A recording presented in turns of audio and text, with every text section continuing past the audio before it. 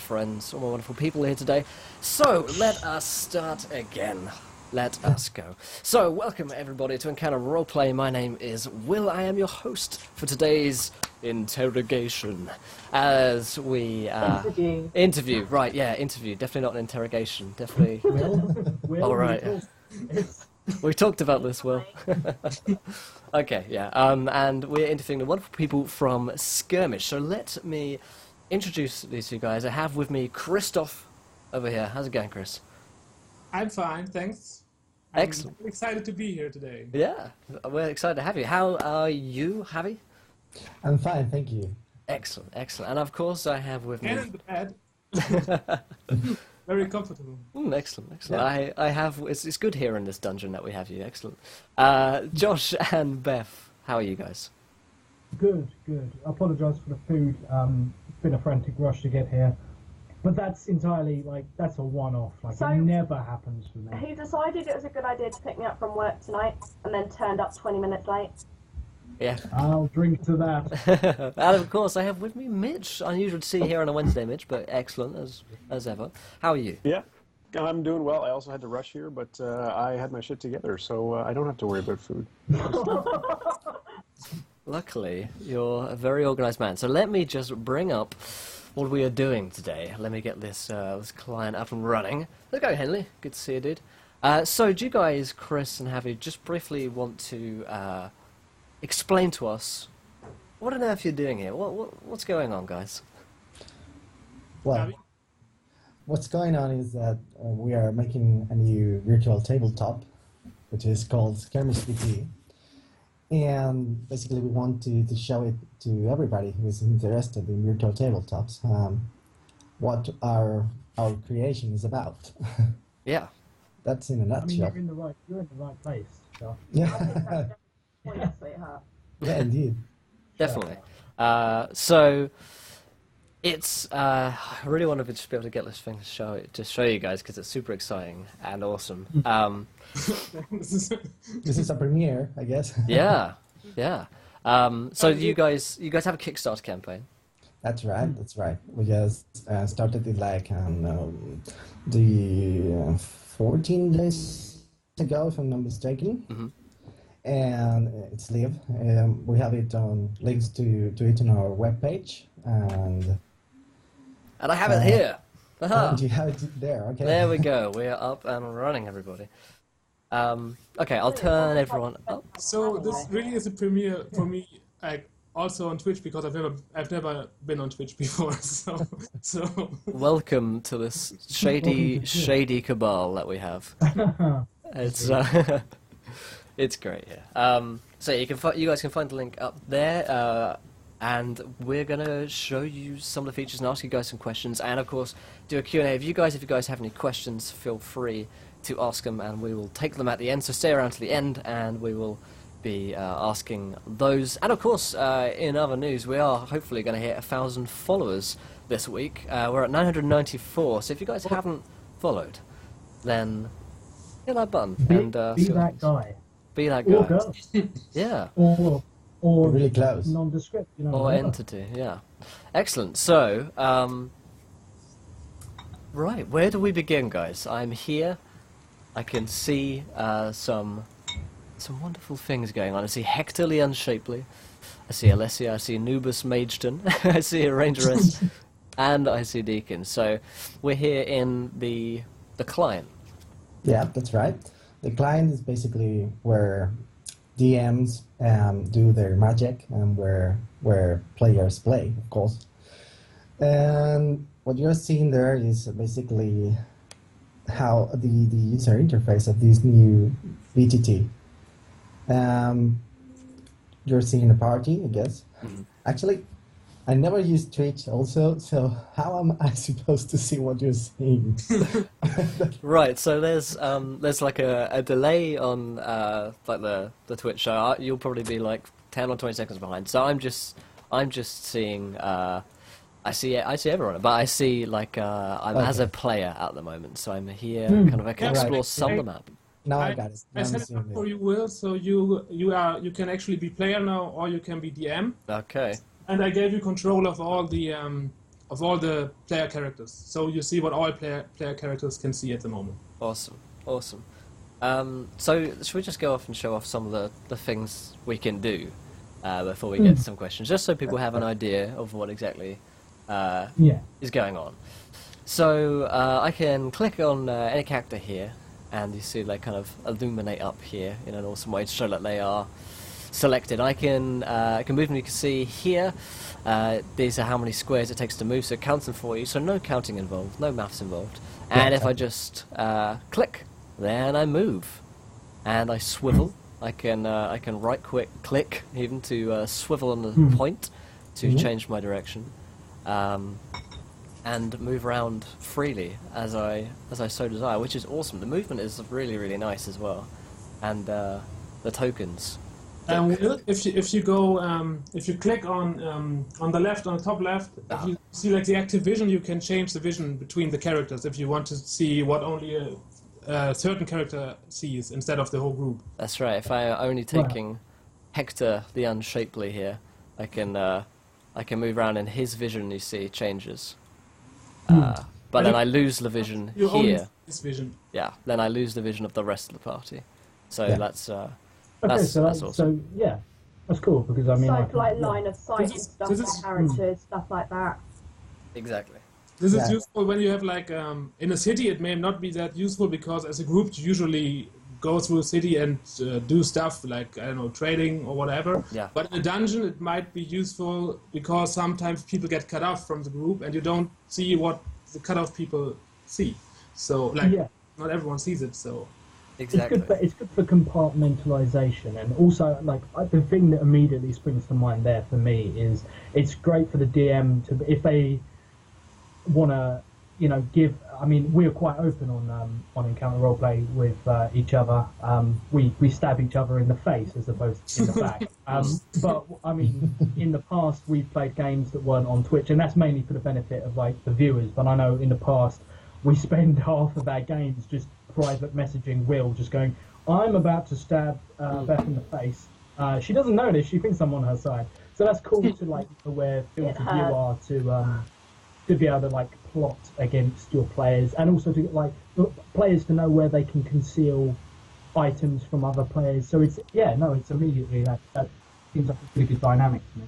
Actually, one of the characters can even go. Sorry, one of the players can even go and be and control the monsters.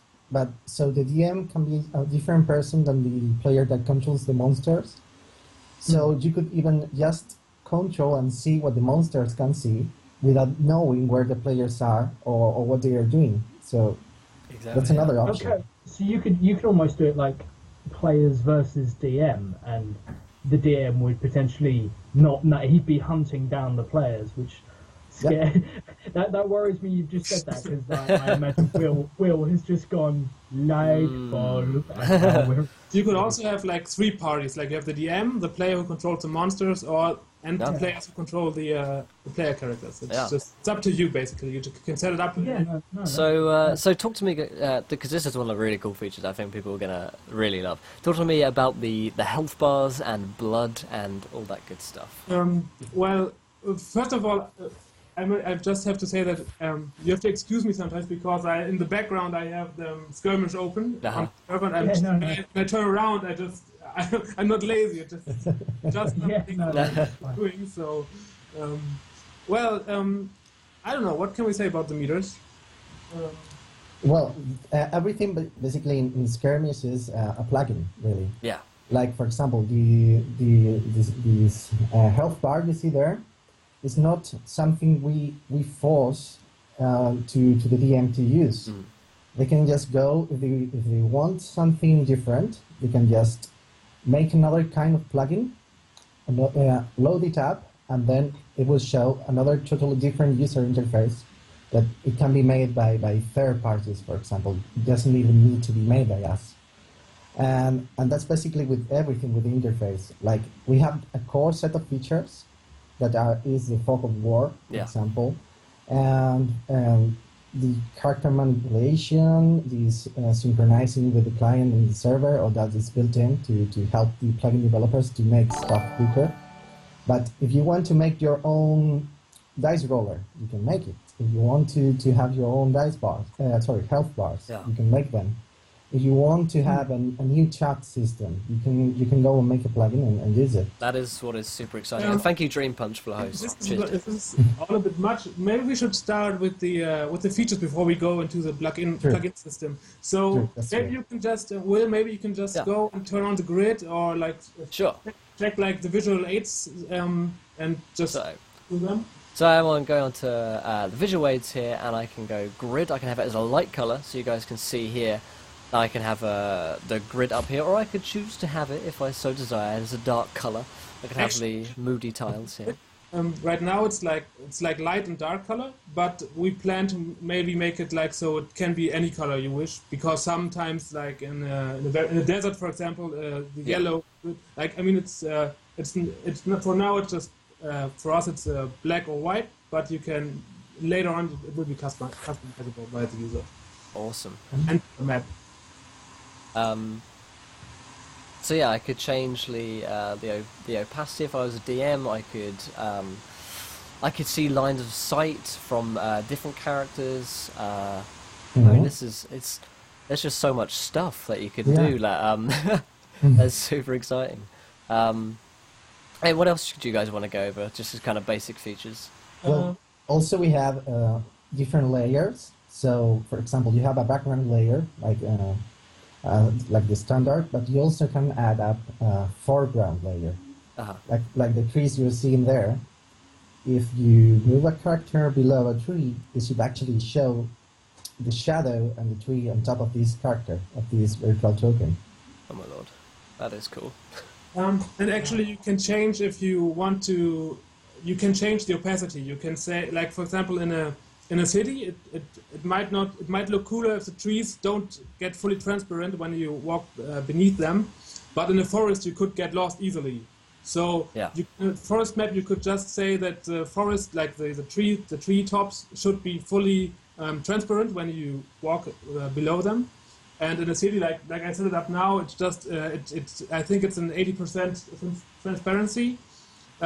So it doesn't get fully transparent. So you still know you're walking beneath the tree, and it gives a lot of depth to the vision, like to the overall feel of the game. Yeah, definitely. I'm getting a lot of questions in, guys, and I promise you we will answer them if you stick to the end. That's perfect. I'm just I promise you we'll get to them. We just want to go through all the features before we answer your questions. So stick around, and we will for sure get them answered for you. Indeed. Did we want to show both not only the player mode but the DM mode as well? Yeah. For now, you could just. Do you see the buildings? Like on the if you scroll down a bit, like on the left, you see a building. You could just enter it and just show how the door system works. Maybe that's a good idea. So Hector will head off over here, taking a couple of turns to come down these stairs. Look, there's the tree. So look. That's a good example of the tree transparency stuff. Okay. So he's out here. He's fully visible when he comes under the tree. Leave him under the tree for a second. So let me change the opacity just now, just so you see what I'm talking about. I'll just change it to 0 now. So you see now the tree has disappeared, or it should disappear. It's disappeared. And you see just the tree stump. Yep. And so now I just go ahead and change it again, and just to the way it was before. Driven Mad says, "Holy crap! What are you using for the player map thing? We're using Skirmish." You can find a link in the title, my friend. So yeah, this is that is awesome. If you can enter the building to your right. Is this the? Oh yeah, I see it. Yeah, nice doors. I almost forgot them, actually. So I think the door is back up here. Let's see if we can get up. Oh. Come on, Hector. There we go, Sam. So, mouse wheel to zoom out, by the way. It's just yeah. Oh yeah, it's perfect zoom functionality. And also, you have a mini map where you can just follow along easily where you are, so you don't get lost. So here I am at a door. You can see that the door is a door because it's got this red mark over it here. And if I, hold down control and right click, then I open this door and see what lies within. And Hector can conceal about. And there's another door up here. All I have to do is do the same thing. Right click on the door, control right click on the door, and there it is. So you can actually draw these in as a DM, can't you? You can decide where the doors are, all the lines of sight, and it's the thing about that is that it's so easy to do as well. I will do that in a second. Just so, I mean, now you can give the permissions. Like, if you want your players to be free, you can allow them to open doors themselves, or you can, like, everything comes with the permission system. Like, every plugin also has its own permissions, which you can set up individually per player. So, don't trust someone if you just not allow him to go anywhere. Yeah, for example, if you want your players only to be able to use the vision of other players, but so they can't move the players, you can do it. If you want one player to move all characters, you can do it. If you want people to change their own health bars, you can make it so. And also, if you don't want your users to be able to change their own health bars, you can also do it, so they don't cheat. I mean, the thing I'll say is pretty much everything which I might ask or have asked so far that can this thing do, you guys have been like, yep, it can do this. I'm like, really? Can it do this? And it's like, yeah. And the thing is, that's the first thing we did. Most of these things you can do now already. So exactly. And that just shows how much where we put into the development of Skirmish already, like in the past. So, well, one of the things that I've been sort of thinking, like, I've seen a lot of potential for sort of almost like quite stealthy playthroughs, because I quite like a roguey sort of character. Really? So I know it's been said. So yeah, no, that's sort of my archetype, I suppose, and I see potential for, like, with the door system, like breaking and entering, stuff like that. Also, like, being able to hide actually within the map layers is actually being able to conceal your character is a really cool, especially for, like, as you were saying earlier on, with being able to put someone so they can see through the eyes of one of, like, say, monsters. Actually, we even support concealment. I mean, you can set a character to be invisible, and then if the other players don't have see invisibility turned on because they have true vision or something like that, then they want to be able to see you even if you are in the same party. That's amazing. That is absolutely fantastic. That is Will's character Finbar's wet dream. That is but it already starts, like, with the Fog of War, that we actually have a discovery mode. Like, I mean, it's so basic of a feature, or like so essential of a feature for any role playing to have for the exploration part, which I don't know, many other solutions lack. That you can just go and explore, and you see the map, and you know what you've got already explored. Like, I don't know, like in Baldur's Gate, for example. It's just like in a game. It works like it would in a game, and that's what I like mostly about the Fog of War that we created. Yeah, and thank you, Wootini, for following. Welcome. Will, it's clearly Wootini. Wootini. Of course. My apologies. So what else we show off? There's so much to do. There's so much to. Yeah, probably. Can we see a character sheet? That's come up 2 or 3 times in chat. Well, right now the character sheets aren't like real character sheets in the term of the pen and paper thing. The thing is that it will be made by plugins. Like, for example, you would load a stats plugin, which is actually one of our stretch goals. And when you add it, you can just go and change all the stats, like, say, okay, I want the strength stat with modifiers and all that. I want dexterity, I want constitution and all that. And you can fill in the values there. But it's also not just to look at them. Since it's something on a computer, you will be able to make other plugins which will be able to use this information in order to, if you want, the DM wants, to automate this. Like, for example, another plugin could be loaded, which would be something like standard attacks, and get this information from the stats, and then do the rolling automatically. Again, this is totally optional. Yeah, like click. Like a role-playing game, actually. Yeah. You will have your skills. You will write your skills, or like you have like let's say you have D&D, and you have like all these skills and abilities. You put them down in the sheet, or in the character stats plugin, and all the other plugins can draw from that. And so our interface will be modified, so you can actually you have like in a role-playing game, you have the an icon bar which is sorted. You can sort, every player can sort it like well, actually every player can only have the skills that he actually has points in. So you won't see skills that for example, a mage will never see Berserker Rage on his skill bar or something. Yeah. So it all seems fairly customizable. Yeah. And interchangeable between different systems, different games, different character types.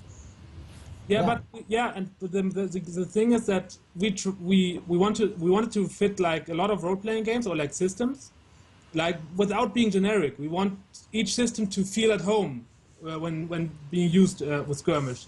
Yeah. And this is actually our goal with the plugin system. So you have like a lot of options to just create your system, or like even your home rules. If you like most people, like my group, for example, we always develop home rules or like house rules for certain things. Yeah. For example, take the meters right here. We have health and we have mana, but actually in the plugin settings we can go and add a stamina bar, an action points bar. Yeah, sure. Yeah, let's do that. And thank you, Alyssals, for following. Welcome to the adventure. Yeah. So, are you going to do it, Chris, or do I do it? Well, you can do it actually. Okay. So, well, maybe it would be better if later we give you DM, and then you can. Yeah, you can then I can show them how it's done. Yeah, how easy it is. Yeah. So we will show it later. For now, can you just explore south, for example? Sorry, what's that? South, yeah. Oh, head south. Cool. Yeah. I will head further south. To the south. To the south. To the south. Come on, Hector. Here we go, son. We should also show the blood effects as well, because they are. Oh, true. So if you see at the south, you see this door and the arc. I do. There's like a mysterious dungeon. And probably there are enemies inside. So maybe you can open and enter. All right, so I can open these doors. So let's see what lies within. Great. So I'll check you guys. Please just kill Will. That would kill me. Someone like walk through the door and explode. Just insta kill. That's the end of the tutorial, everyone. I would like to have a massive shout out to all the mobs in chat who are keeping up with all the because you guys are being absolutely fantastic at the moment. Thank you. Let's have Hector explore some more. Yes, found an old foot soldier. It seems. you totally ignore him for some reason. Actually, the player character will stop automatically if he encounters an enemy, like a hostile. Yeah. Oh, really? And thanks to other plugins, you can even set movement points. Like you can give a player 5 movement points, then he moves 5 points, and then he can't move anymore, and you can go to another player and let him move freely. Oh, brilliant! So this is not just theory. We have like some of the plugins, like the stats, which we talked about earlier, and the movement plugins are in development. So we have some basic versions which are working already, but they are underwhelming at the moment. While they do work, I don't think they're ready for showing yet. That's okay. So here, am I looking down here? Is this what's happening? If he doesn't, I'm stuck. What? Yes. So I'm looking. Oh, so I'm looking down off a balcony. Yeah, exactly. Oh, brilliant! Awesome. Wow. Okay. This will be more awesome later on. When we get to the images. Okay. So for now, just move back because you are at dead end. Oh, I'll head back through. So you do have like the depth perception side of things on the maps as well. So it's not just flat. Kind of. It's 2D, but we also support teleporting between layers. Like, for example, if you go stairs up, and you hit a tile, it can teleport you to another area of the map, which would be the top floor, second floor, or the bottom floor, or whatever. That happened to me last night when we were running through this, and I mind blown. Actually, well, which set of stairs you need to take. We do hope to have like a real multiple floor system later on, but for now this will help to have like multiple floors of like, I don't know, if you have a smith, a blacksmith or whatever, and you have like a shop area, and in the basement you have, well, the basement is like, it's you have, I don't know, whatever, like some secret items he likes to stash away. Then you can do that right now, but which we hope to improve it to the point where you have like where you can actually have multiple layers. Awesome. Actually, if you now approach the torch there, you will see that the character lights changes. Oh, look at that. You see? So I'm well lit here. When I move away from the torch, I am in shadow. Yeah, exactly. So he gets brighter while he approaches lights. Yeah. Awesome. So I see some orcs here. Okay, so let's get to the thing you mentioned earlier. Well, I move the orc now, and let's just assume that you. What do we want to load the dice plugin first? Probably. Yeah, let's show the dice plugins because people want to see some rolls. I think. Yeah. I was gonna say. Harry, will you load it? Yeah, sure. So I'll get into a bit of a battle here with Hector and an orc. There we go. Now we added a dice plugin, which is, like I said, everything is configurable. So basically, you can make your own. Well, a third party can make their own if they don't like the one that's built in. So it's on the top right. Yep, I'm just going to drag this across so you guys can see better. There we go. Basically, you can write complex dice expressions such as 2d20 plus 5 minus 2d5, I don't know, crazy stuff. That's not really crazy. Like, we even have a success counting. Like, for example, in Shadowrun, you have success counts. Like, you can when you roll, you can re-roll the sixes and everything, and it will count that. So that's working more or less in the dice. And that dice rolling sound that you guys just heard is me rolling the dice. So it makes a nice little sound. And it shows up in the chat down here. I don't think you guys will be able to see this very well, but it says roll a 15 and it does the maths for you. The chat is really basic at the moment. It will be much more developed once we get once we develop Skirmish, because it's really an integral part of the of anything. You want reports on any roll you make, and you want to know what you rolled. So, like, for example, if you have an attack with a sword, it should actually show after the roll. And so these are the things that would come later. Yeah. And we support also complex stuff such as draw the 3 lowest die, or only use the 3 highest, or reroll 6 exploding, and all that stuff. Awesome. So if Hector is unfortunate enough to take a hit from an orc, what happens to him? Let's have a look. So right now, well, actually, you can show it because you're a DM. You can be in player mode and you can be in DM mode. So, well, actually, okay. Let's assume I'll hit Hector. You're just playing right now. So let's say I roll. I don't know. Let's say I hit you for 6 hit points. Then I just go to the meter plugin, and I can just like, for now it's manual. This could be automated like later on, but for now it's like just manual working. Yeah, basically our idea is just to make everything work manually, but also allow people, if they choose, to automate stuff. Yeah. But like, we don't want, we know some people want to play manually some stuff like rolling and all that, so we won't cut that. We will allow them to, if they want to speed things up, they can just go on automate stuff. So Hector the Unshapely is now being hit for 10 hit points. Oh no, Hector. Classic Hector. So he's Do we have a blood effect going up, Chris? Actually, it should. I'm just wondering. Yeah, I think we didn't set the blood to red, maybe. No, it is. Okay. It's the nature of alpha software. Don't worry, guys. This is awesome. You're gonna. Don't worry. Actually, I think the goblin is probably going to die. I don't know. And it's probably a point to make. Like, this is early alpha, isn't it? All these features. There we go. There we go. Now you see the blood. All these features are, subject to change and improvement. But they're impressive already. So. Let me just test it one more time. Oh, now he's dead. Oh no, look, he died. Get him off. Wait. Let's see. Let me just try it again, just to see, because this is weird. Let's see. Ah, now it works. Now, so you see, he gets a new death pose, and you can choose from loads of different poses and styles when someone dies. You can change the color of blood as well. So if if the orc had like black or blue blood, if you were doing Lord of the Rings or something. In the lower left, if you go more to the south, you will encounter a bigger enemy which has different colored blood. Oh my lord.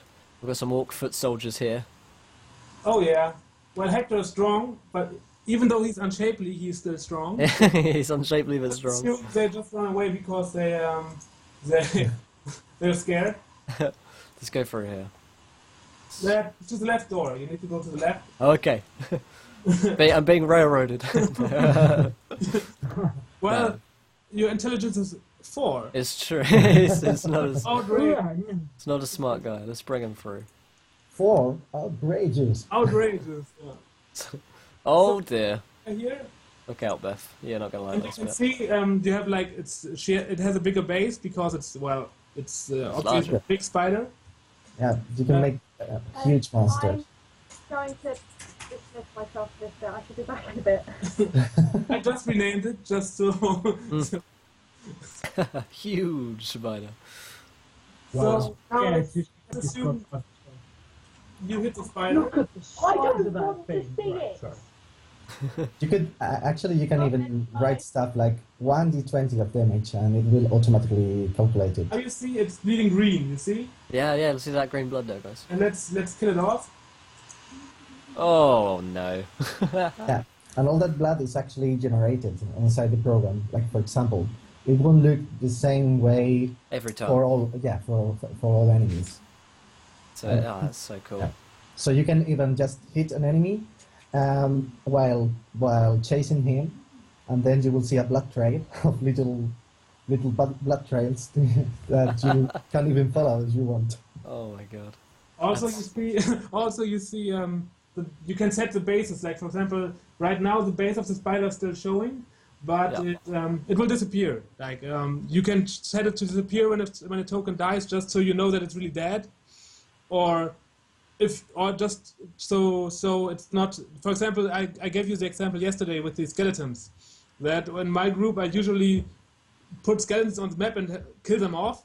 So they show us like so the base don't show, so my players don't know that the skeletons will get up at some point. Yeah. Well, they usually know that they get up at some point because I know I'm their DM and I like when skeletons get up, but they don't know which ones. So they look like part of the scenery, but because it's all it fits together really well.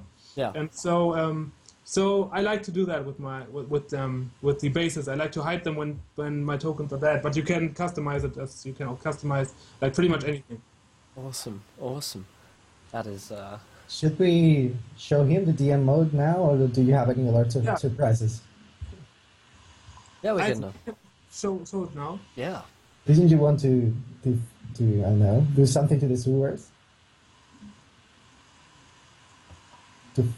Was that to me? Sorry. No, it's for Chris. Wait. Yeah, actually, we could show the image.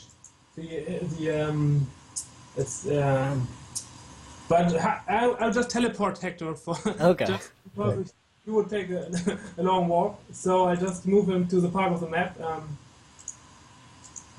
Oh, here we go. So I moved him to the. You see on the minimap, you see I moved him to the lower right. Yep. And so you see this canal, the sewers, like the part where the water would actually flow. Yeah. See it? And so you can actually now make, for example, let's assume there's a switch and Hector is, daring as he is, he just pulls the switch or pulls the lever, and you can actually make the water appear just like by using images inside Skirmish. Oh, cool. So let's say Hector uses the switch. So let's make it appear. This seems like a good idea. So you can actually have a lot of useful stuff going on with images that you import inside Skirmish. Yeah, look at that. Now yeah, for example, that's like props. Like you could add a chest and then have it closed or open. Then you could have trees. You can. There are many layers. For example, you can put them on the background. You can put them on the foreground. And they work like tokens. So you can have multiple stances. Like now with the river, you can have it you can have it empty, and you can have it full. You can even have streams. You can make like riddles with it. Like for example, like laser mirror riddles. You know, or you have like I don't know, some light source which goes, and it's typical RPG stuff actually. And that reminds me about lighting. We also plan to support light, like real lighting, many vision types, like normal vision, low light vision, and dark vision. So, for example, talking about the different visions for many characters, you could have a character which is a drow, and then the drow player, when the scene is dark, would actually be able to see in dark places where the other guys won't see. So that's kind of cool for role playing. Yeah. Man. And also if you have a torch like far away, you could even see that torch, because even if it's far away, you can see the lighting back there. So we support that kind of light. Like for example, like the vision radius of Hector right now, we limit it on purpose because if you could see all the map, it would be less tense for players to explore the dungeon. And usually you can set it to unlimited, so you can like have view the whole map. You can have it. You can set it to anything you want. And with as Javi mentioned, the light sources, you can have like it would make sense to have it like set it to an unlimited range, so you could see the light sources on the way, but you wouldn't see what's in between, like because it's dark. So, like light sources work. The drow would be able though. Yeah, indeed. Like the characters who have dark vision would be able to see it, while the other players won't. Gotcha. So that's pretty cool. I don't think any fans of D&D like drow. I mean, that's just kind of. I don't think anyone actually. Yeah, well, it was the example we used yesterday, but it wasn't my example. Awesome. Do you want to show off some of the DM mode stuff, and then we'll get some questions? Sure. Okay. Yeah. Because I get to show you guys how all of this works, the magic behind it. It's actually all really easy to. Maybe we. No, it's okay. Just show the DM mode. Okay. I don't think I can go into DM mode at the moment. You can? No. Oh, one. Okay. Only we didn't give you permissions to do the job. They don't trust you. They don't trust me yet. You got the permissions right now. I know what I'm like. Cool. Yes, I do. I am now in DM mode, and as you can see, everything is lit up. Yeah. Like a real dungeon master. Yeah. The sewer map that Hector just explored, it's part of the presets that we supply in the Kickstarter campaign.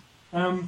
The sewers are based on a supporter, a guy I know from long time ago through mapping, because I started mapping like a long time ago, and he just supplied these sewer parts, and I edited them heavily to fit the Skirmish art style. So, but these will be part of the first main of the main goal. When it's reached, the sewers will be available to use for your own maps. Awesome. Yeah, go ahead. The detail on the mapping is absolutely amazing. Yeah. Thanks. So I'm looking at a red line here. Do you want to guys explain what this red line is? Yeah, sure. On the left side, actually, you can see what we use to make the maps. You can have tiles, lines, and characters, and images. So he's talking about the doors right now. On the Twitch channel, I see the doors. So. Okay.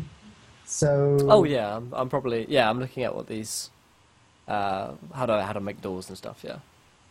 Yeah. So basically, if you click, for example, on a closed door, you will see that on the bottom left, you'll see all these properties for that kind of line.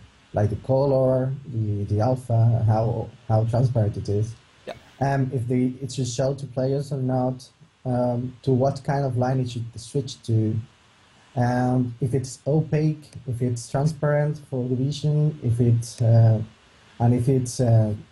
blocks the movement, and you can. It isn't only this kind of lines you can use. You can make your own. You can add new ones with any properties you want. Yeah. Like, for example, we basically have We have the secret door example. Like, for example, the doors are red. Now you can make them blue or whatever color you wish. But, like, if you don't want player to see the door, you can just make it black, so they don't randomly click everywhere. Yeah. Unless they do, they will not notice that it's a secret door. And so you can just have it black, but it's still a door. And you know, of course, that there's a door. And so they could still open it or find it through any means. It would be, like, for all means and purposes, it would be a door, but it would look like a wall. So or you can just make them transparent, totally transparent. Yeah. Like a secret door would be.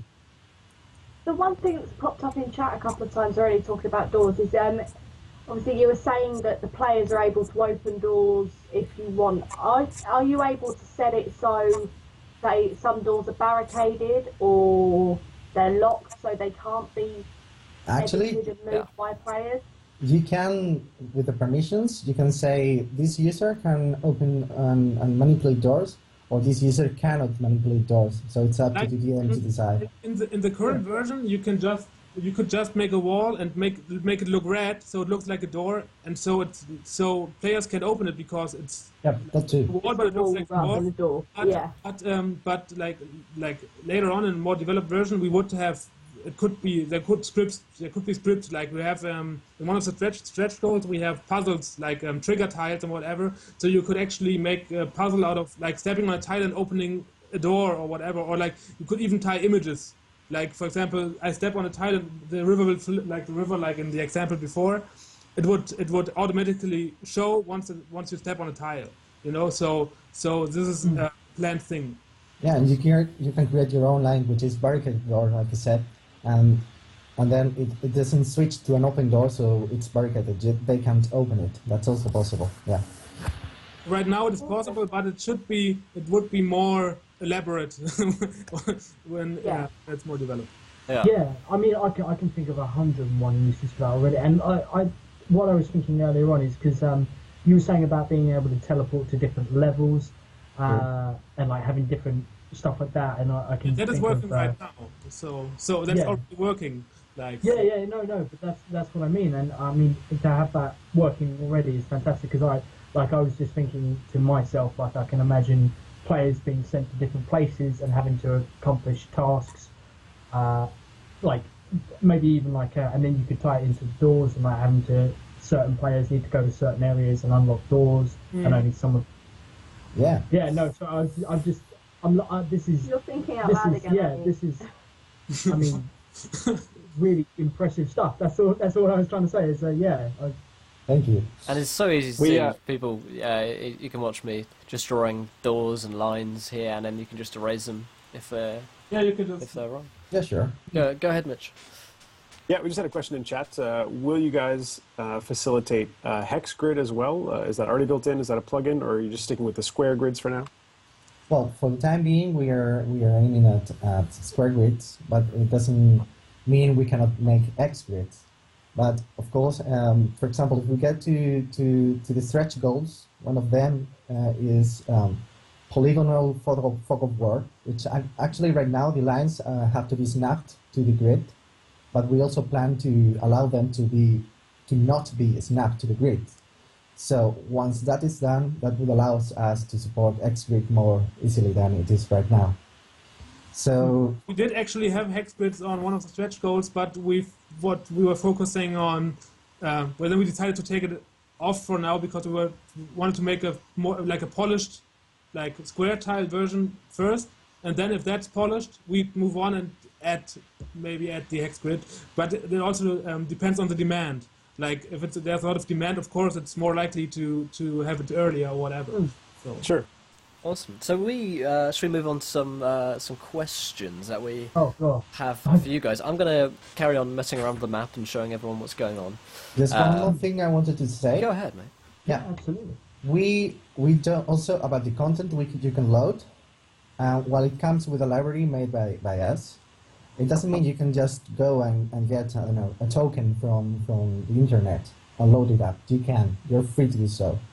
And you can load as many images you want, since everything is stored on your computer. We don't say, okay, you can only use 100 megabytes of your own content, 200 megabytes. Mm-hmm. You can use as many as they fit on your hard disk, because that's the way we think. So the only limit really is what your computer's capable of, don't like limits. Than exactly. you putting limits on it.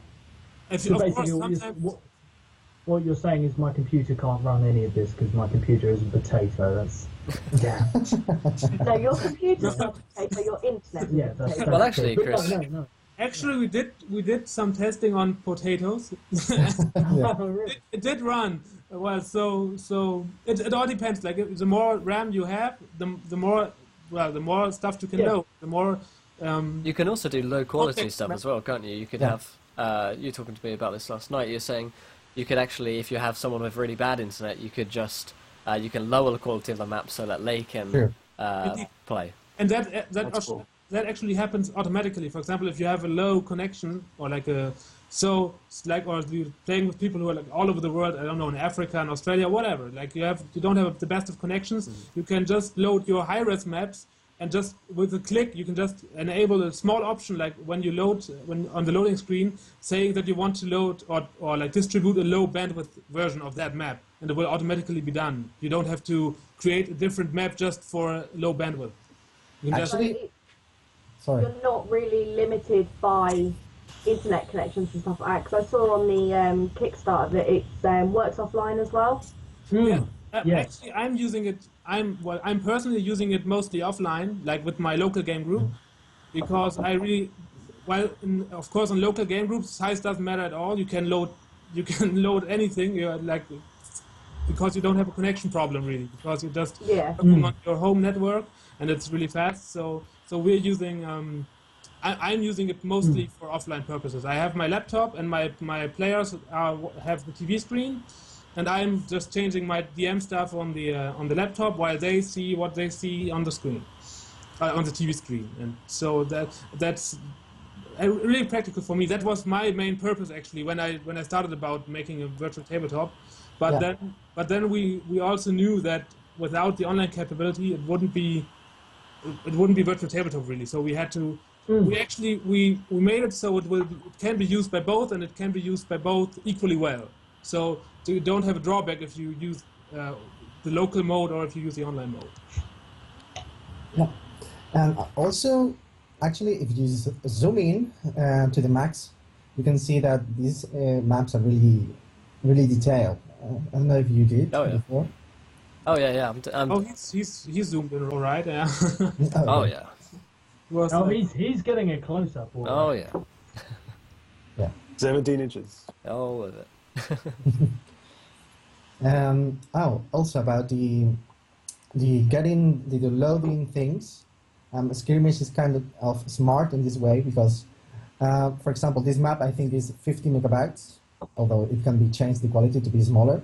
But once it's downloaded on your computer, if you roll and want to play another day, it will download inside your computer, and it won't need to load 50 megabytes. It will just need to load like 1 megabyte, and it will get all the graphics and all that heavy stuff from the cache from whatever is downloaded before. So you don't have to download stuff twice. Yeah, if you've got it once and you have a forced disconnect or whatever, you just reconnect and it will be there like it was before. Yeah.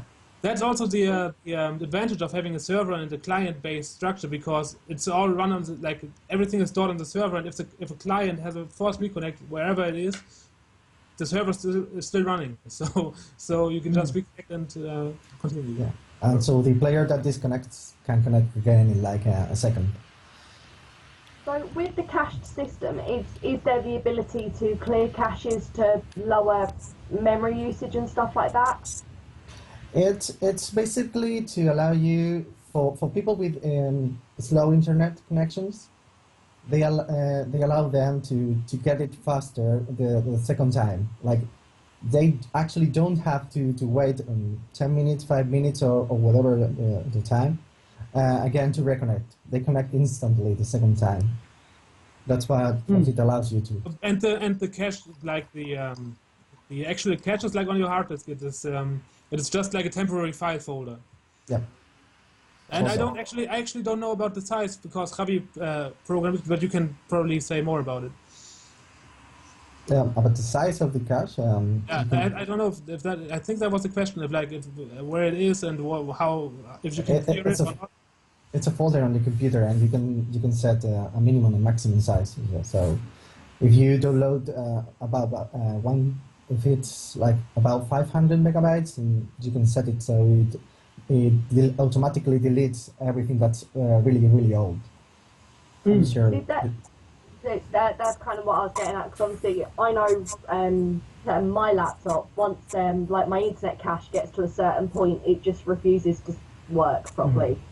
So if there is the ability to then go back and it automatically delete things, say like 2-3 months old, like after a certain point, it should actually. Do you have a maximum size? So, and you can set that maximum size. So say you set 600 megabytes because you don't want it to use more. And say it's filled up to 600 megabytes and it will load something new, then it will... And then the bit at the bottom will get pushed out rather than... The one that you use like 1 year before, it will automatically delete it to make size for the new file. This is an interesting... I'll just say, so you don't have to worry about clearing things up yourself. It does automatically do it. You shouldn't. It's smart enough. We don't want to mess up your computer. Don't worry. Well, we're messing up our own. Like Josh was saying about his potato. My laptop isn't a potato. It's a snail. I mean, it works most of the time. It's just fairly slow. All right, so should we move on to the questions? I'd like to add something. Because, go ahead, Chris. Because we're just talking about loading stuff, and the thing is that when you load, you have like a map loaded, and your characters loaded, and I just want to say that Skirmish is not it's not limited to campaigns. It's more about like the characters that are on the maps. So you can, for example, export, load, save, or import characters, and you can, like for example, you say you're done with the dungeon and you want to load an overland map, for example, or I don't know, a different location. You just load the location, and Skirmish will ask you automatically if you want to import like the current characters with all the stats into the new map or into the new setting. And through the plugin system, you can actually load, I don't know, a D&D character into a Numenera game. It doesn't make sense, but you can do that if you wanted to. So, and then you can adapt it to actually be able to make sense for Numenera once it's inside the map itself. Yeah. So it's character based. We want the characters to be important and not the setting, because I don't know, a lot of people, me included, play characters over many different campaigns. And we like to use the same characters, so and we want them to develop and to evolve. So it makes sense for us to be able to import and export characters and make them automatically move with the setting, and not just without a hassle. Shall we show the token editor? I don't know what Will has planned. Will, what have you planned? I mean, we've got a lot of questions to get through, so I'm happy to ask some more. Okay, no problem. Okay. Yeah, no, it's. I mean, it's up to you guys really. We've our document that we've got for questions has expanded rapidly with a lot of questions. I mean, some of them have been hit already, and yeah, but it's up to Will really. Yeah, let's go ask some questions because we've. Okay. I'll carry on showing off stuff. Don't worry. Whilst we go, so I'll hand over to Josh and Beth and Mitch to ask some questions. Where do we want to start? Chat questions or the questions? Questions that we got up. I mean, it's really what like. Mitch, do you have a question? Mitch, go for it. Yeah, I've got a couple. I got a couple that came in from chat, so we'll make sure we get those because those are important. So somebody was asking about the use of handouts. So obviously you've got your map system with tiles and lines and squares and drawing and then tokens as well. But is there the potential for plugins for handouts, kind of documents, that type of stuff as well? Absolutely. Yeah, Scarred Star, Gareth. Actually, Sorry. Actually, the in our stretch goals we have I think it's in the same stretch goal. We have the inventory system and the handout plugin.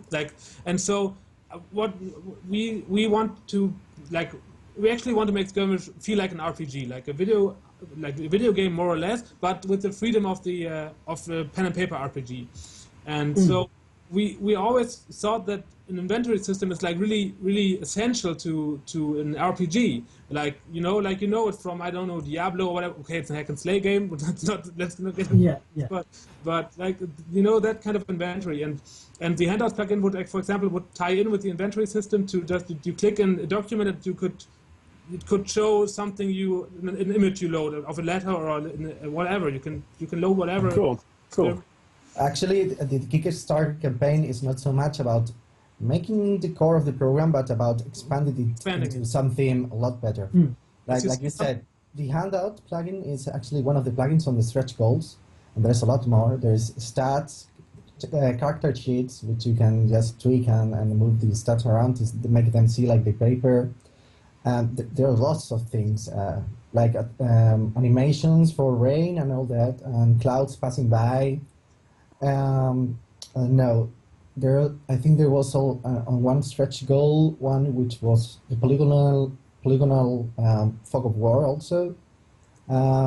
Mount, so you can mount a character inside one of the mounts, like a horse or whatever, and you can just mount and then move them together rather than having to move each individual token. Yeah.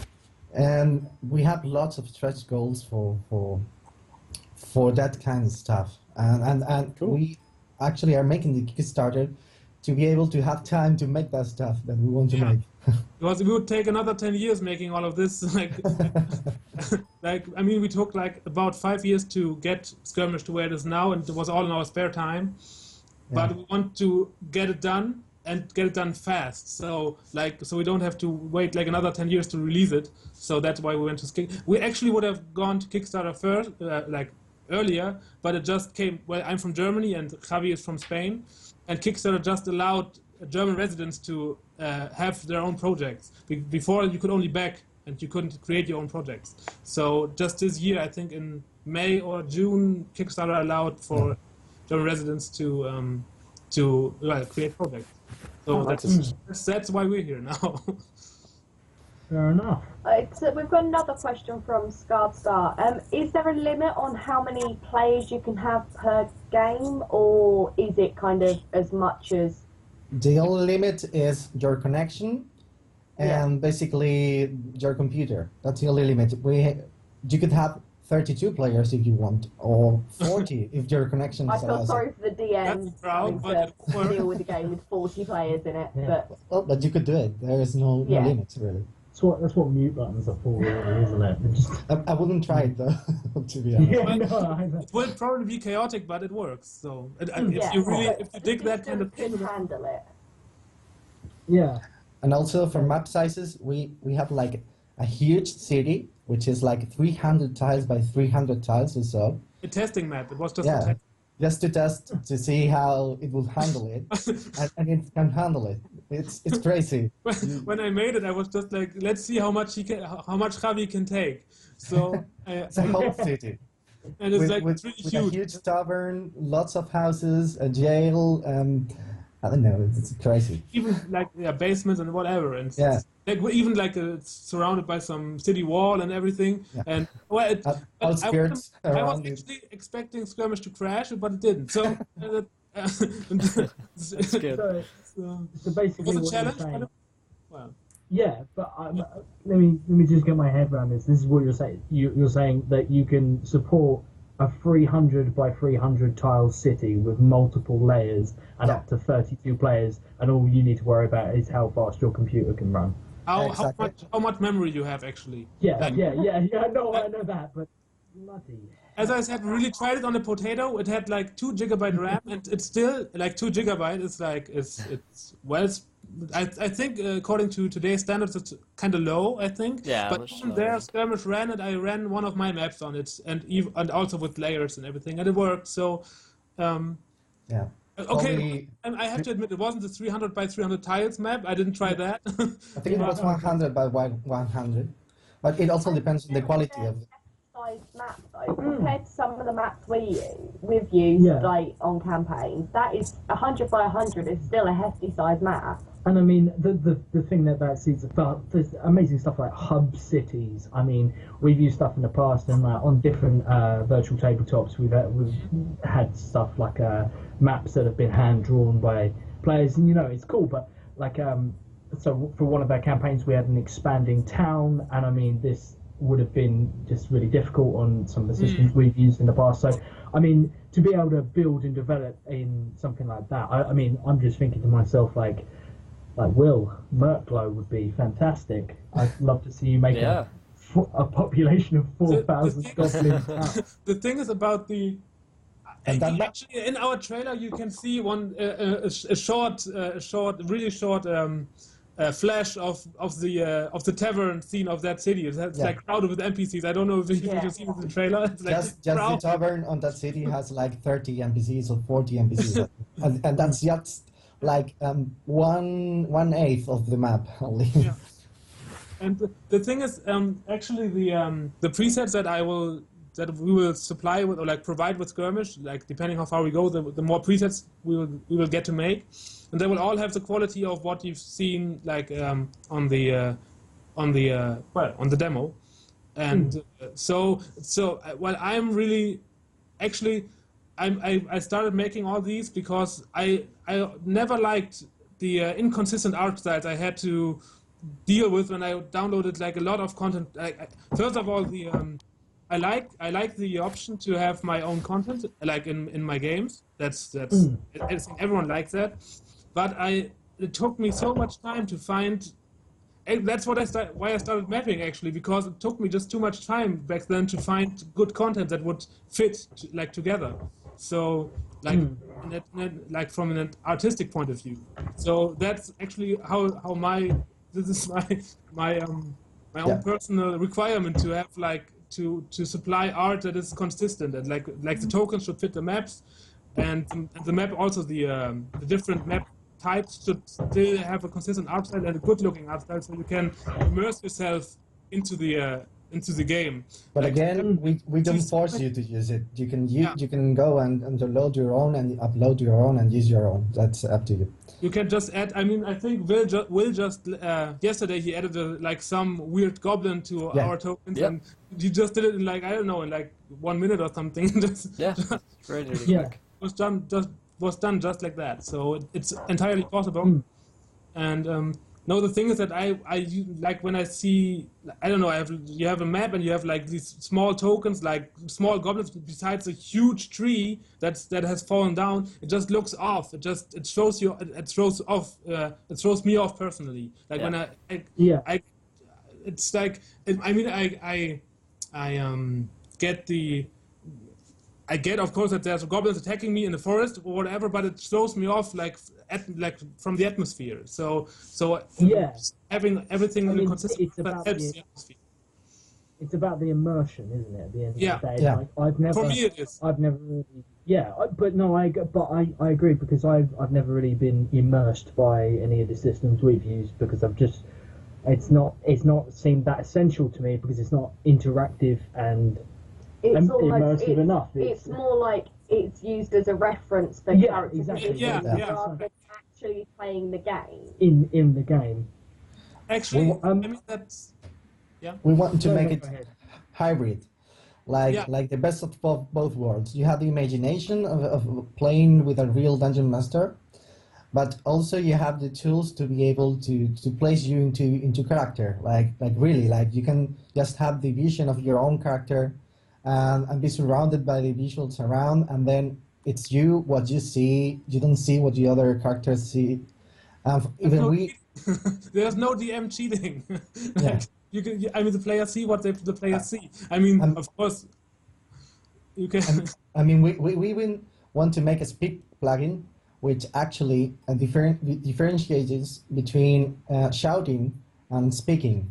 Like, for example, you can set a hearing range of 10 tiles, for example, and if your character speaks, the other players will only be able to hear him if they are around. Yeah. And if he shouts, the hearing range will be bigger, and they will be able to hear him shout. So we also plan to do stuff. I mean, this is actually an old school kind of like it was my fault. It was my idea. I always liked the old Fallout games style chat, like the way people talked. It would pop up over their heads, and so it's just like a plugin for like old school people that like this old kind of chat, if you will. So this if you play online with webcams and everything, then it's not the feature that is like necessary, like because you see yourself, you talk to each other like online. So why would you need that feature, you know? But if you don't have, if you play it old school, it's the old school way, you have like that plugin would be really useful. Yeah. All right, I have a question. I have a question for you guys. I was going to say. You're clearly, this is your passion, role-playing games. So what experience do you guys have in actually role-playing games? Well, actually, I started with D&D. I think it was advanced. Advanced. It was like long I ago. want D&D, and it was advanced. Yeah, long ago when you had to hit armor class 0 and all that crazy stuff. Yeah, it was negative. I was just thinking, because you said that you're from Spain and Chris is from Germany. So how did you two originally sort of meet? Well, not through role playing, that's for sure. Online dating. Okay. no, that's online dating. Okay. Well, actually, I don't know. Well, I am a musician, and well, Javi one day messaged me about music. It wasn't entirely about role playing. I know him like for 16 years now. Yeah. 16 or 17.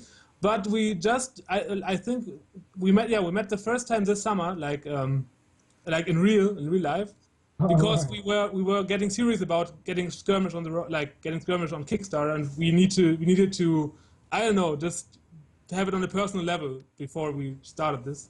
Yeah. So he came to Germany, and we spent a week together just talking about Skirmish and figuring stuff out. And but we met through music, like basically. That was how it started. Basically, I found one of his songs on Napster when Napster was still a thing. Wow. Yeah. That's how long ago it was. Napster, oh my god. Yeah. Now you need to explain Napster to our younger audience. Yeah. I would have been about 4. Yeah. And so I wanted to ask him how he did it was a Quest for Glory remix song, I think, from a game. And I wanted to ask him how he did it. And then we started chatting about music, how to make remixes for games and original music and all that. And then I'm also a programmer, and so I wanted to show him. So I was playing with my friends, and they moved away, and we wanted to make something, and I showed it to him. And he fell in love with it, like I did. And so we started. It was really basic. Though it was really basic. It was just like gray and white tiles, and it was just a ball or something, and the ball couldn't see through a line. That's the basic system of Skirmish now as it is, the line system. But that was the thing that he showed me, and I was like, well, that's pretty much perfect. That could be used for like an RPG system, and that's how it started. Actually. And I was back in 2008. Yeah. Yeah. Wow. 2008 or 2009, something. Yeah. I don't know. Anyway, I do have actually, I don't know if I can show it because it's like really small, but I have like, I think I have some really old screen of like how Skirmish used to look back then. I'm sure you want to take a But I'm look not at sure that. you want to see it.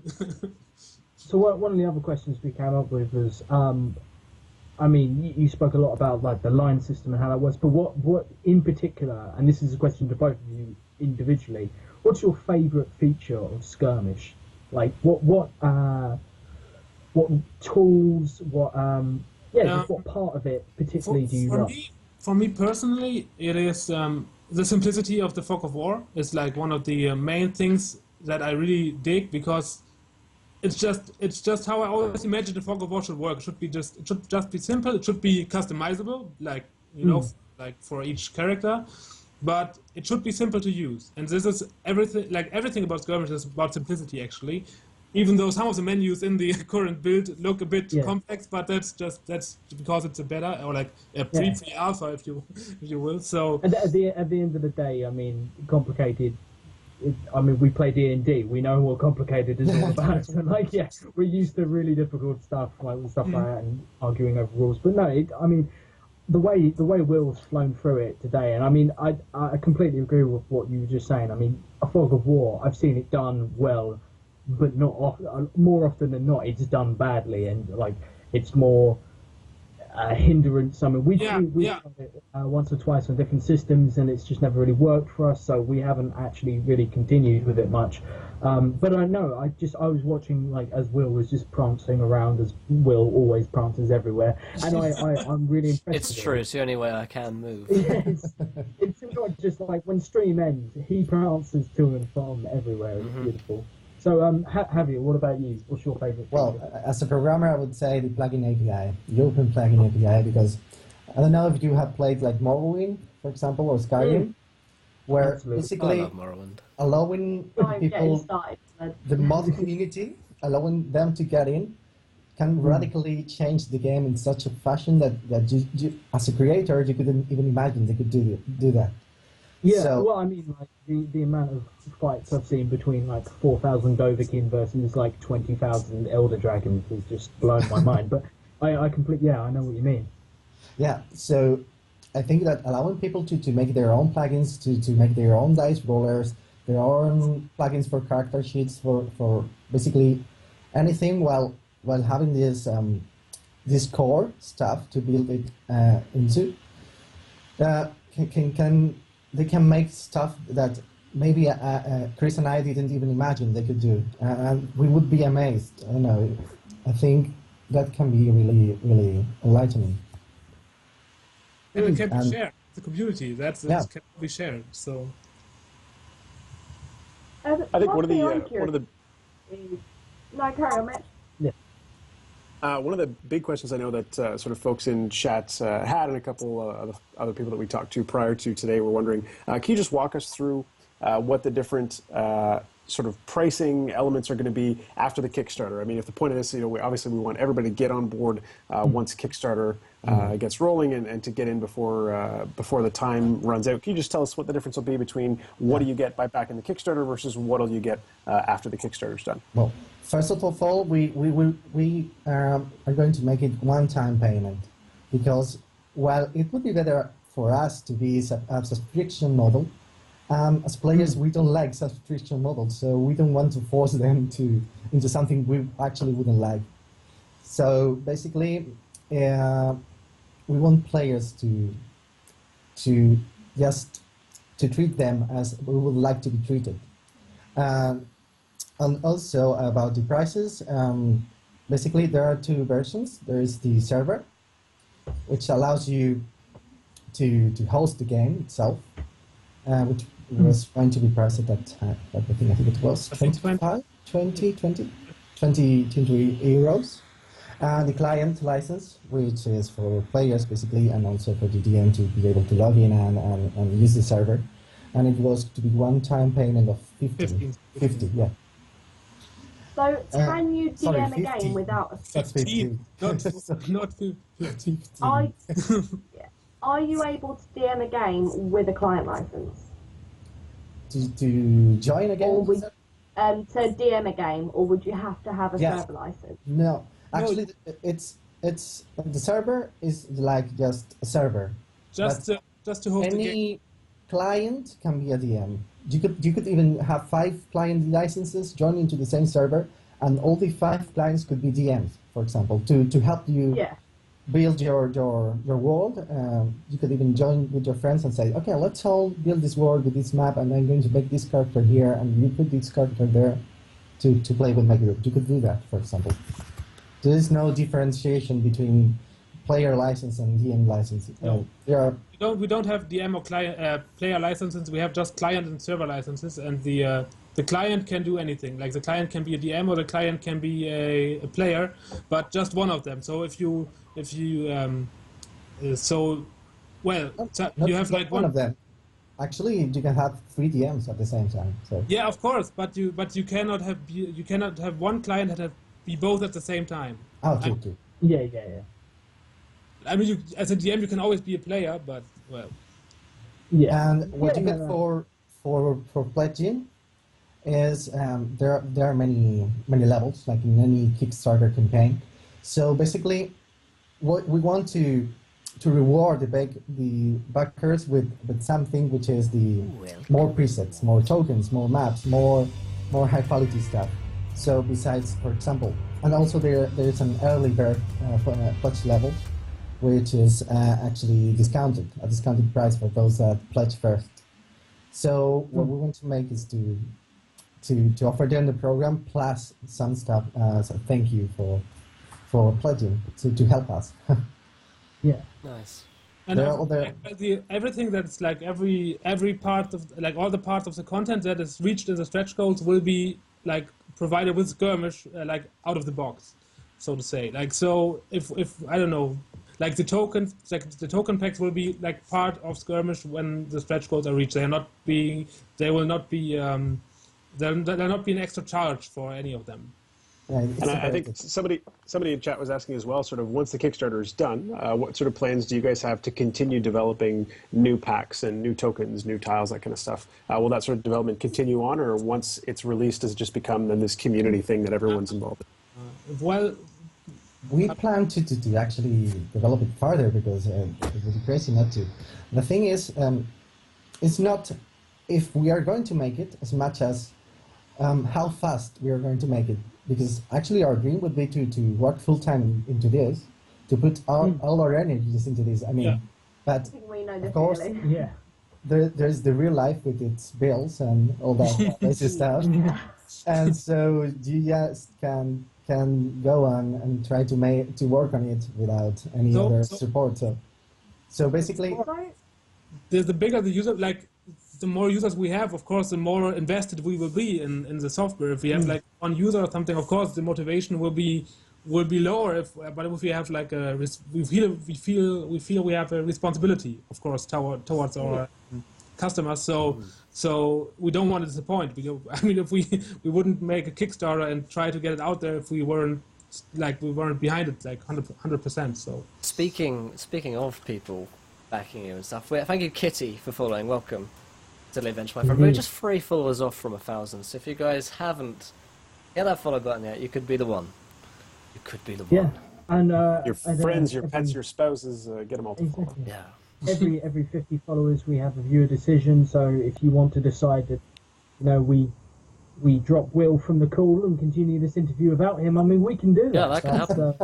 Exactly. I'll go, I'm guys. not sure who's going to host the call, but Yeah, I'll host it. My computer can. And actually, as sort of like a special addition, when we hit 1,000 followers, not only is there going to be a viewer decision, we're going to have a viewer decision for every game that we're running. So even if it happens today, you can throw in, we'll do some straw polls for Numenera, for D&D, all the games that we're currently running, we'll throw in some viewer decisions. So if you want more artifacts, if you want to kill more of my PCs, Guardstar, if you want more mutations, hit those followers. Oh, thank you. Who is this gentleman who's just followed? Javier Gons. Welcome. That's me, actually. Yeah, I know.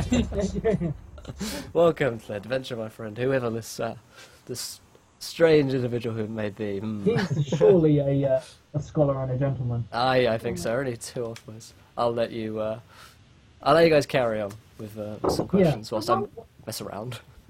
The one thing I'm curious about is obviously you're saying that there's a lot of ability to make your own maps and your own world, stuff like that. Is there going to be a place where we could share literally on the tip of my our own creations, share maps, so other skirmish users could get access to them if we wanted them to? Is there going to be kind of a forum where we could definitely give other people access to what we've created? Yeah, well, of course, we would want to make everything, but it also depends on the time we have. I mean, you can, of course, set up a web page where people can just go and share their maps because they are files, basically. And they can be downloaded, and you can just go and open the map, and it shows even with the characters loaded and everything. And that's open for everyone to be done. Now, if we are going to have a centralized place where people can find everything, we want to make it. You can be sure we want to make it as easy as possible. But it's just going to be a matter of time. Yeah, it depends on how well we do, of course. I don't want to lie about that. No, that's a fair. That doesn't mean anybody can just go and make one centralized place, and of course set some upload thing and download thing, and they can just get the maps. That's absolutely possible. Awesome. Yeah. I was just having a quick view through some else of our questions, because I mean quite a lot of these have already been ticked off. Mitch, do you have any in mind? Oh, great minds. Yeah, I mean, I know. So we bounce back and forth, about asking questions about Skirmish itself, but also about sort of your backgrounds and that sort of thing. So we'll do another one about your backgrounds, I guess. What is one of the most memorable player deaths? Either your own player character death, or that you were GMing for. Oh God! Did I start? Sure. Yeah, go ahead. As I told Will yesterday, we have a lot of female players in my group. Welcome. And just recently we had let me get to the point. No prejudice, don't worry. But they're also new players, so that might also be part of the certain player death. But we I don't know. It was a friend of mine, and he was playing. What was he playing? He was playing a mage. It was Shadowrun, Cyberpunk, but it was in a meta world. It's like sort of a medieval kind of world, and they were like witch hunting, and they were like exploring this witch hut, like with a cauldron and everything inside it. And they were looking for like secret trapdoors and whatever. And one of them had a critical failure, like critical. I think it's called critical failure in British. Like he fumbled. He fumbled, and the player in question, that's the one who died. He was actually on the trapdoor, and the guy who fumbled opened that trapdoor while he was crawling around on it, trying to find one. So he fell down into some ooze, actually it was the witch's discard tunnel where she put all the stuff gone awry, like bodies and corpses of animals and whatever, carcasses, whatever. It was all in there, and he was like floating in there, like I don't know, 10 like. He survived the fall, which was first of all, which was amazing. So he was like half dead when he arrived, like in the bottom of the pit, and then my other players decided it was a good idea to throw a torch into the gas-filled pit to see what's going on. And the best thing, so then the whole thing went boom. But the best thing was that one of my female players then later checked her character sheet and saw, oh, I've got this light spell. She could have just used the light spell so she didn't know she had it. So because she didn't, she was also new, but she's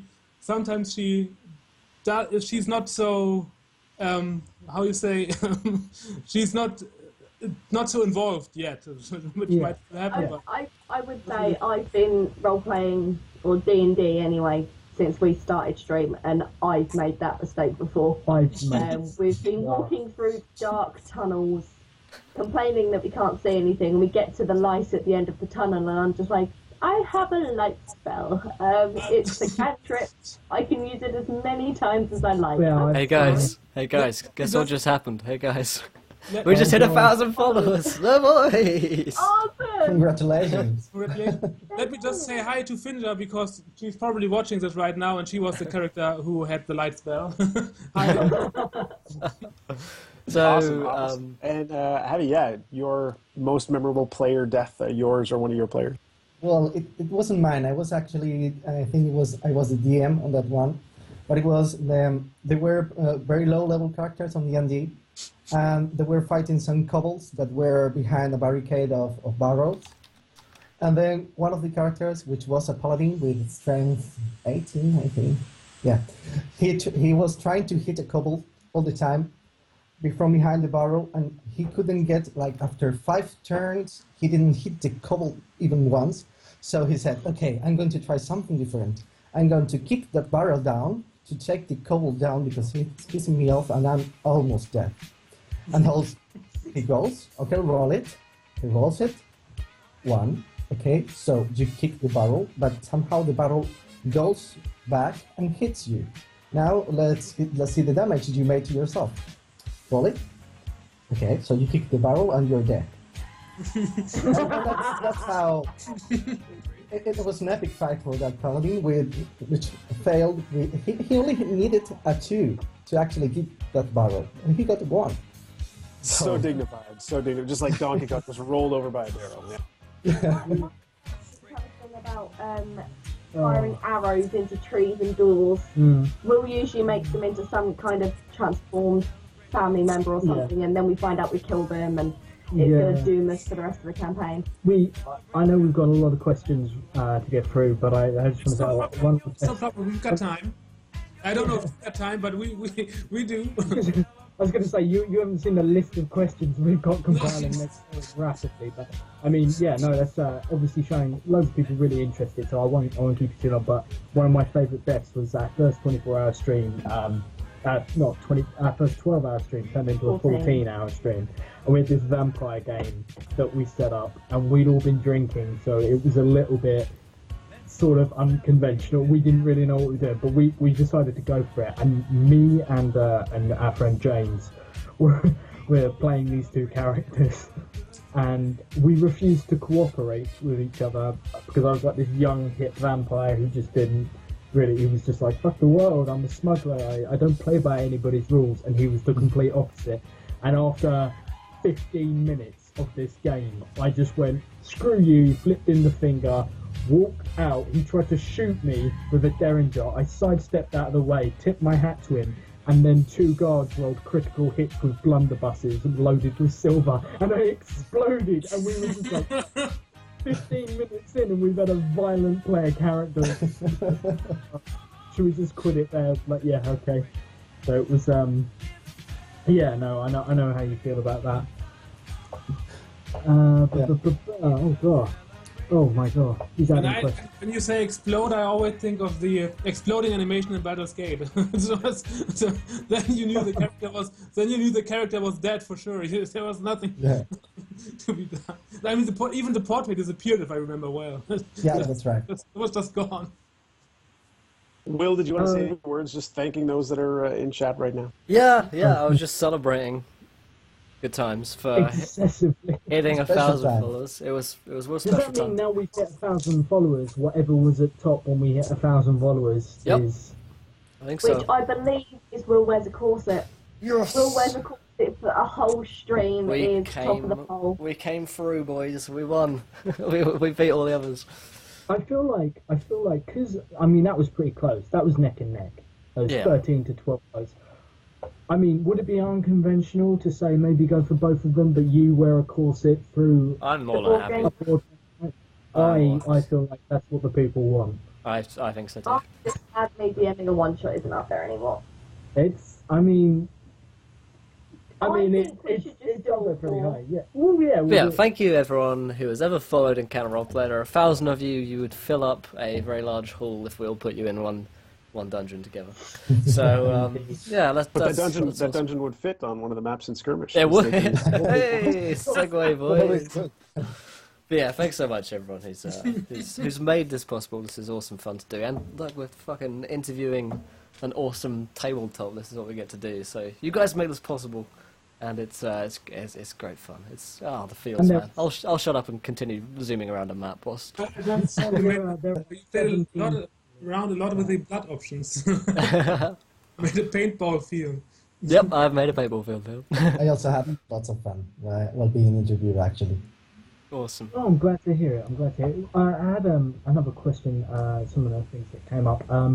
One was, where was it? Oh yeah. Speaking of like map sizes, like what is the limitation on like? So you said like earlier about like a 300 by 300 grid map. Like how far can you take this? How far? What do you mean by how far? Like what? How many fits? Like, what's the maximum grid size we're talking here for map building? Yeah, 300 by 300. But it isn't a hard limit. I mean, if we wanted to make it, it is something that I thought. I don't think people will be crazy enough to make it this big. But if I wanted, I can just change one value from 300 to 400, and it would be 400 by 400. I mean. So, well, Tommy, you didn't think I'd make a city that big, so yeah.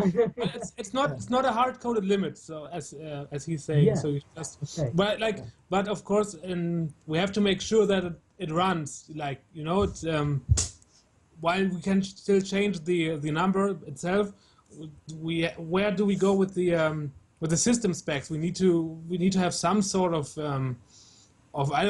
specification for people to go by. Yeah. If you just say it can be as big as possible, it's just like, oh yeah, right. It's just, so like right now it's 300 by 300, but it's not fixed yet. So we don't know if we will increase it or if we won't go below 300 by 300. That's for sure. But we're not sure if we're going to increase it now because some people might complain that we're saying yes. It's if someone goes and says I need my map to be 500 by 500. People say, okay, up to you. All right.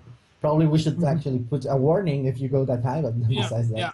Like, it's a warning, like, probably it won't work on potato computers if you do this. But no.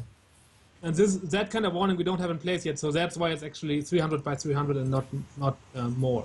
But it could be more, like, if needed.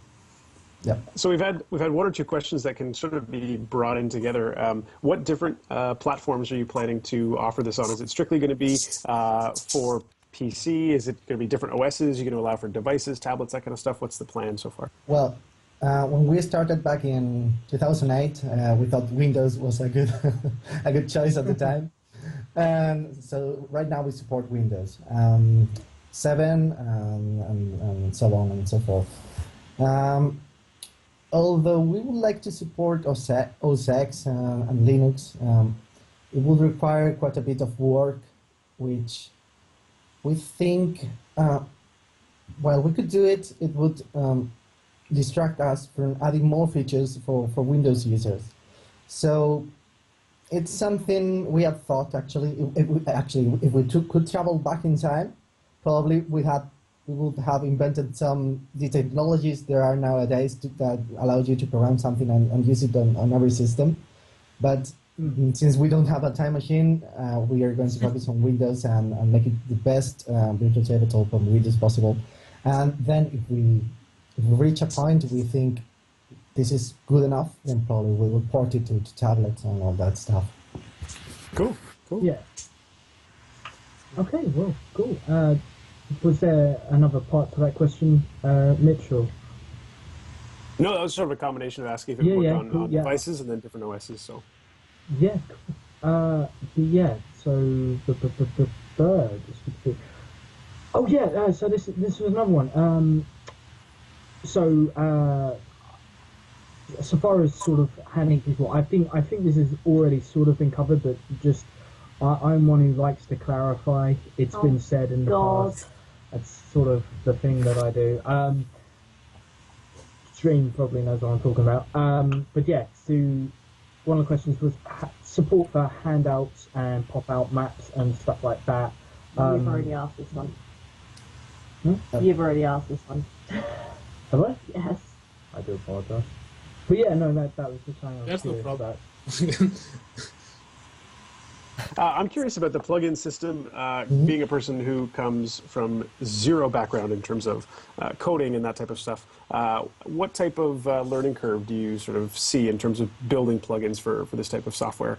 And how is it sort of designed to facilitate, encouraging people who maybe haven't really done that before to get into that maybe or try their hand?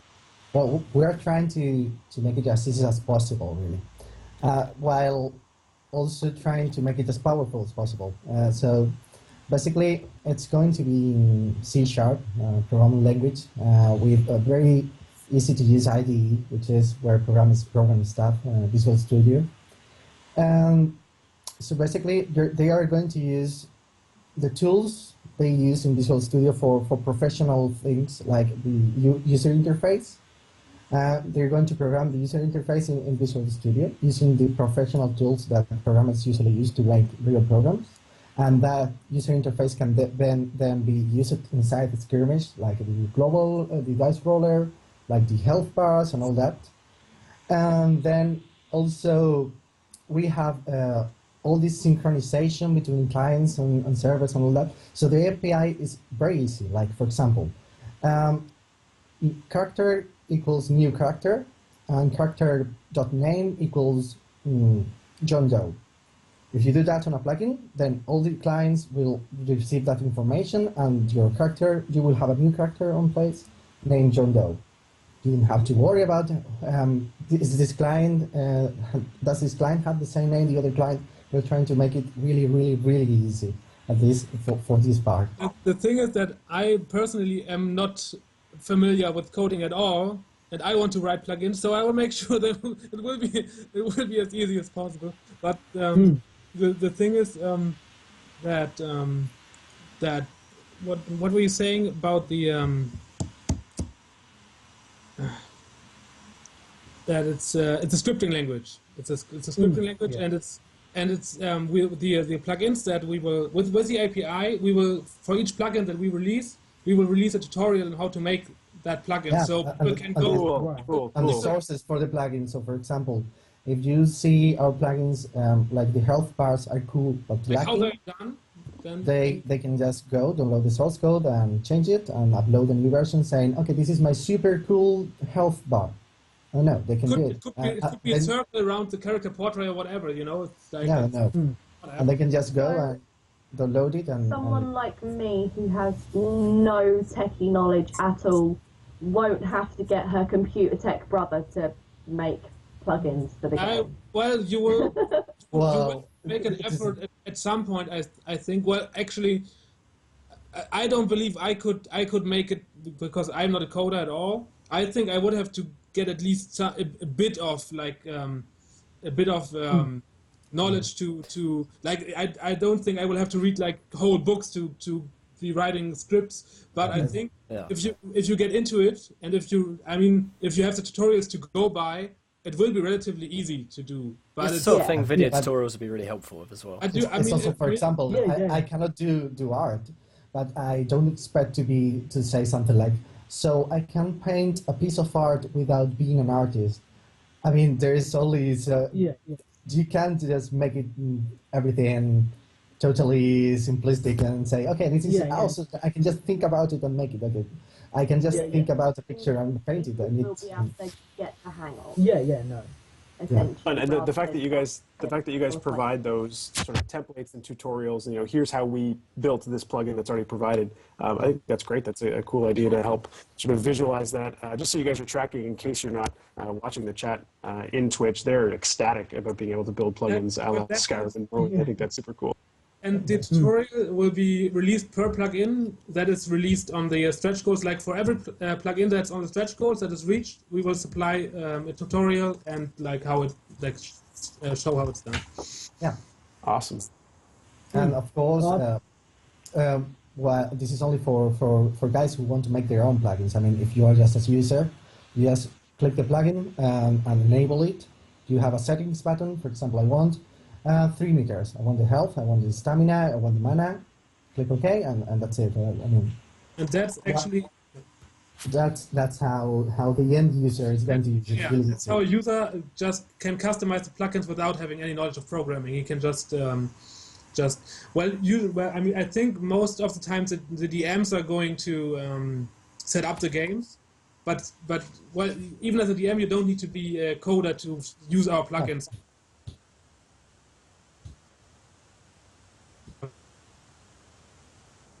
We've got a set up the settings. question It's pretty straightforward. about